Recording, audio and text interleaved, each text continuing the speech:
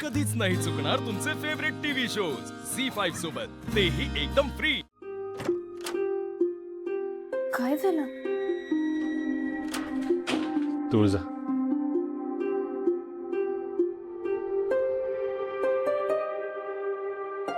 आज माझीच मला लाज वाटायला लागली। माझ्या बहिणीचं लग्न ठरवलं, मीच अडचण झालो। अख्ख्या गावासमोर माझ्या आबरूचं धिंडवडं निघालं आणि मी काहीच नाही करू शकलो। बस बस झालंय सगळं। सूर्या, या सगळ्यांमध्ये तुझी काहीच चूक नाहीये रे। आणि लोकांचं बोलणं तू काय एवढं मनावर लावून घेतोयस? लोक तर कायम काही ना काही बोलतच राहणार। ते काय चुकीचं बोलतायत? आता मी सासऱ्यांच्या घरी राहतोय म्हणलं, कुणाला पण मी घर जावं वाटणारच ना। हे बघ सूर्या, त्यांच्या वाटण्याचा आपण का फरक पाडून घ्यायचा? आपल्याला माहिती ना की खरं काय ते। पण तरी पण फरक पडतो तुळजा। अगं आपण गावात राहतो, माझ्या बहिणी गावात राहतात आणि उद्या हीच लोक माझ्या बहिणींच्या लग्नात येणार आहेत। आणि लग्न जोडण्यासाठी ना लोकांचं आपल्याबद्दल काय मत आहे, गावाचं आपल्याबद्दल काय मत आहे, हे खूप महत्वाचं असतं तुळजा। या गावानं मला कायमचं घर जावे बनवण्याआधी मला इथनं निघायला पाहिजे, आत्ताच्या आत्ता। सूर्या सूर्या सूर्या प्लीज, हेच थांब, असं नको करूस प्लीज। हे बघ, खूपशा गोष्टींच्या मी फार जवळ आहे आणि खूप लवकरच मी तो गुन्हेगार तुझ्या समोर आणेन। काय बोलतेस तू? कसला गुन्हेगार? कोण गुन्हेगार? मग मला माझ्या घरी जायचंय तुळजा। आज आपण आपल्या घरी असतो ना तर ही वेळ आलीच नसते आपल्यावर। अरे त्या पोराला धनु पसंत होती तुळजा, पण आज माझ्यामुळं माझ्या बहिणीचं लग्न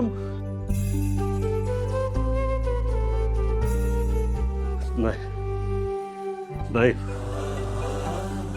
अशी वेळ परत नाही आली पाहिजे। आपण आज निघतोय, आपण आज निघतोय। सूर्या सूर्या काय सूर्या, हे बघ, धनुचं लग्न ठरवण्याच्या नादात तुला तेजूचा संसार दिसत नाहीये खाली। म्हणजे काय झालंय तेजूला? तिचं सगळं व्यवस्थित आहे असं तुला वाटतंय? तेजूच्या पायावरच्या जखमा पाहिल्या नाहीस का रे तू? आणि तशाच सेम शत्रूच्याही पायावर आहे।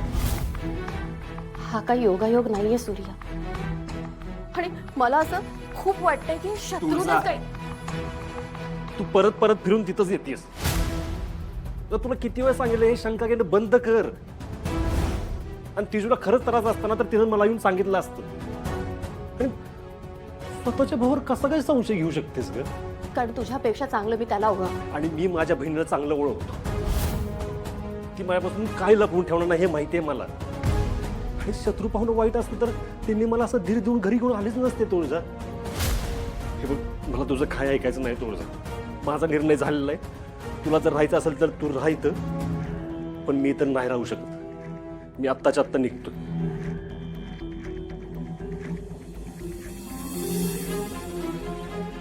राजू, धनु, भाग्या,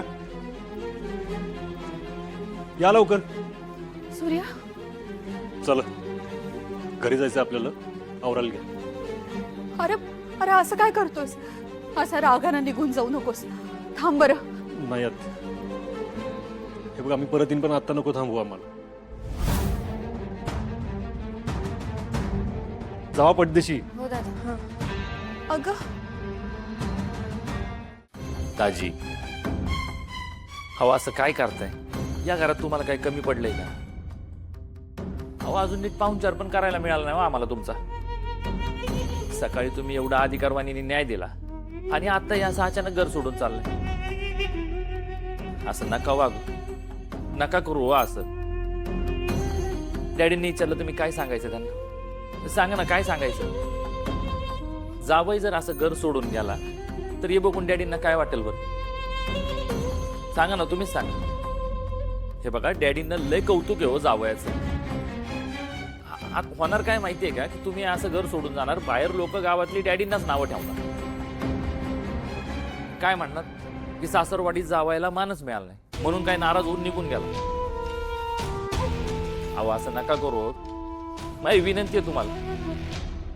लोक काय बोलायलाच येतो, ते काही बोलणार, पण तुम्हाला सांगतो नका जाऊ, ऐका. दादा चल.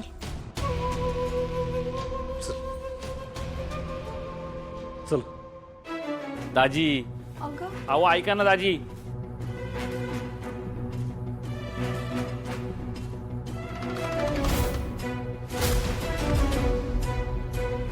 जावई बापू, जायचंय तुम्हाला? जाओ जाओ जावा जावा जावा. नाही बरोबर आहे ते तुमचं. कोणाला बी राग गेलो, कोण कुठला पोरगा तुम्हाला ओळखत बी नाही, तुम्हाला काय वाटेल ते बोलतो. आलंय आमच्या कानावर सगळं आलंय. अरे आमच्या घरातल्या मुलीशी लग्न करून काय उपकार करणार होतास का म्हणाव? त्याच भलं झालं असतं ना, ही सोरी जुळली असती तर. बरं नाही, काय वाटेल ते बोलला तुम्हाला. आमच्या जावई बापूंना वाटेल ते बोलला, अख्ख्या गावासमोर बोलला.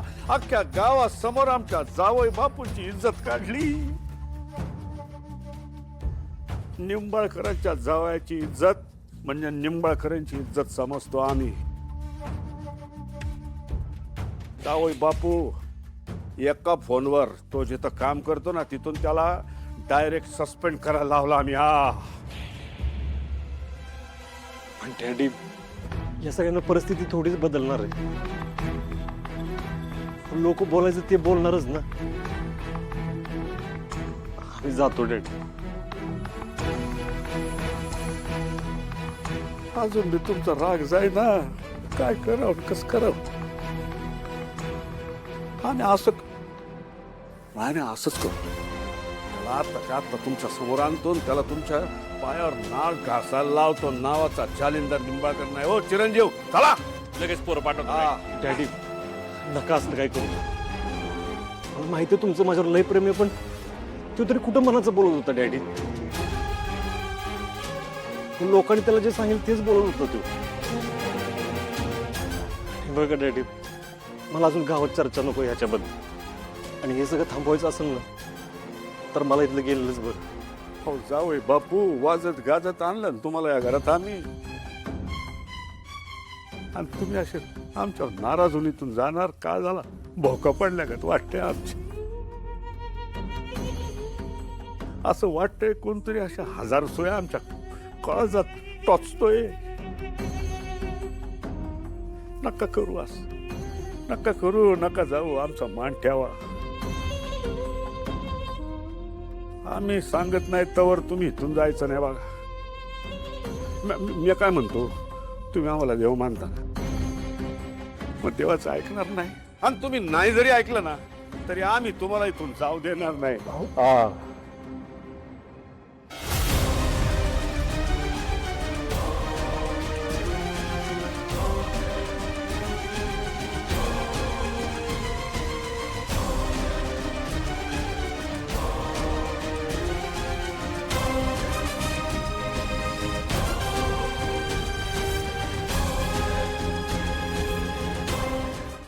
झी5 ॲप डाउनलोड करा आणि पहा सर्व एपिसोड्स एकदम फ्री.